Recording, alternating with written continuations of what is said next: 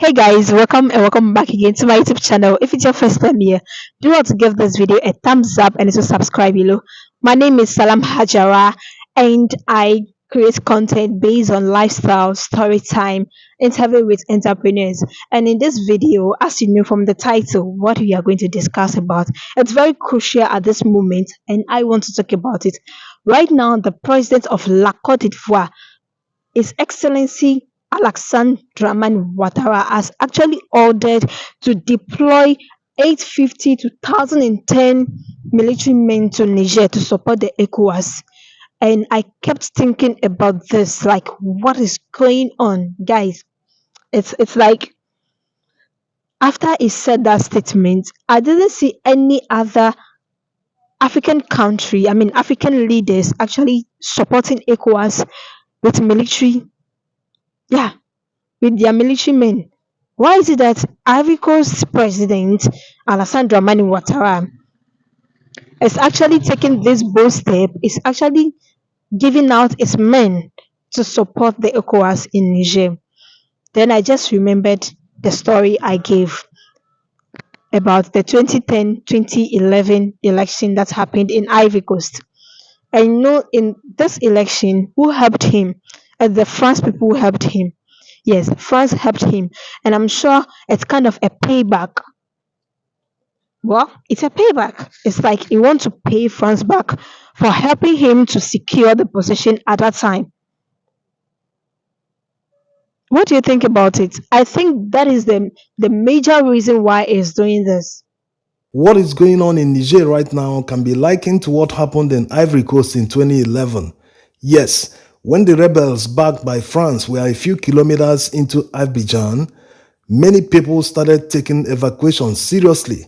More foreigners live in Ivory Coast compared to Niger, and by the time the rebels invaded Abidjan, most foreigners have either evacuated or taken refuge inside the French military base in Abidjan.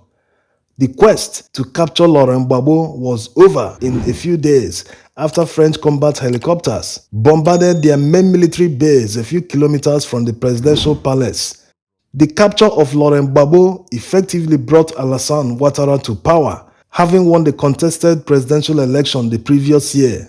So this is what France might be planning to repeat in Niger. The only problem now is that they need foot soldiers. Like the rebels they used in Ivory Coast to capture Gbagbo, Gbagbo seized power in Ivory Coast and started distancing himself from France, which of course they didn't like. So Gbagbo's refusal to accept defeat and relinquish power to Alassane Ouattara presented France the best opportunity to get back at him. And they seized the opportunity starting from their influence in the United Nations as a permanent member when the UN passed a resolution banning the use of heavy equipment between the Ivorian military and the rebels. It was France that enforced the resolution on behalf of the United Nations. Not that Gbagbo is a saint, he was all about himself, he never considered the future of his country, that his actions might plunge the country into an unnecessary war. Just like most African politicians, they're always selfish, they think only about themselves, not the people. The surprising thing in all this is that the same man was willing to use force to remove Gbagbo and take over, turned out to be worse than Gbagbo. Alassane Ouattara is busy today talking and planning about how to contribute Ivorian troops for the invasion of Niger to achieve a restoration of democracy. But no one planned any invasion of Ivory Coast when he committed a political coup and changed the constitution to be eligible to contest for a third term in office. The same thing he accused Gbagbo of doing. Gbagbo was in power for about 10 years as a civilian head of state without an election. Gbagbo refused all entreaties by the opposition to conduct an election until he eventually accepted to hold one in 2010 after they accepted that he will be on the ballot. France and the opposition initially refused that Gbagbo should be on the ballot in the 2010 presidential election, having been in office for 10 years, which is 2 terms going by the French presidential system of governance, 5 years per term, unlike the US presidential system of 4 years per term. So looking back at what happened in Ivory Coast, Alassane Ouattara is in no position to talk about democracy. He's like a pot calling the kettle black. Many Ivorians were casualties in the conflict that brought him to power, After Babu was captured, he didn't consider all this. He didn't consider that same scenario might play out again if he succeeds in amending the constitution to be eligible to contest for third term. It's so sad. Like it's so sad that these people are trying to menace the Niger people. Meanwhile, they understand what is going on. And these African leaders, they are also part of those who are selling our resources to the West.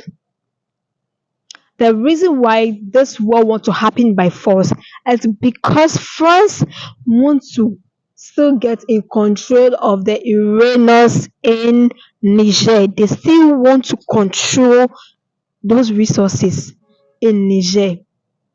And it's so sad that our government, I don't know whether our leaders, they are seeing but they can't talk. Like they are seeing but they can't talk. I don't know why. I don't know the reason why. I don't know. Do they want what's happening to Gaddafi to also happen? Of course.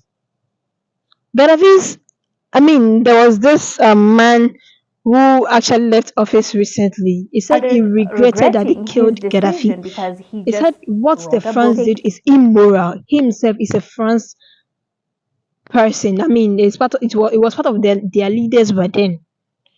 But then right now, he's regretting that they killed Gaddafi. Like he saw that it's immoral. And this one is another case. Over here, the citizens said they don't want their president. So why don't you accept? If you were able to accept when they said they did not want Gaddafi, why is it that this why you don't want to accept? And what is happening right now? It's not like the citizen want the president. No, they don't want the president. It's the citizen who said they don't want the president. The issue of Gaddafi, the citizen talk that they don't want the president. You came to kill the president. Meanwhile, it wasn't so. You manipulated the citizen. Now you want to manipulate these people. They are waiting that they are waiting for you. They've already told you. If you don't know, you make a step. They are going to kill President Bazoum. And me, I don't want that to happen because if it happens, this is Troisième Guerre Mondiale, Third World War, and may this not happen. Yeah, may this not happen, guys. I want to stop this video here today. What do you think? Like, what is the rationale behind the president of Ivory Coast actually deploying his military officers to go and to get in battle with Niger? For me, I think it's because France has helped him before. That is why he actually wants to pay back. Not because he find that what France are doing is right. I don't think he also have this conscience that what France are doing is right. It's because he's afraid to face his fear. He's afraid to fight them because they've helped him before. And he doesn't want to be questioned. Yes, that is my own point of view.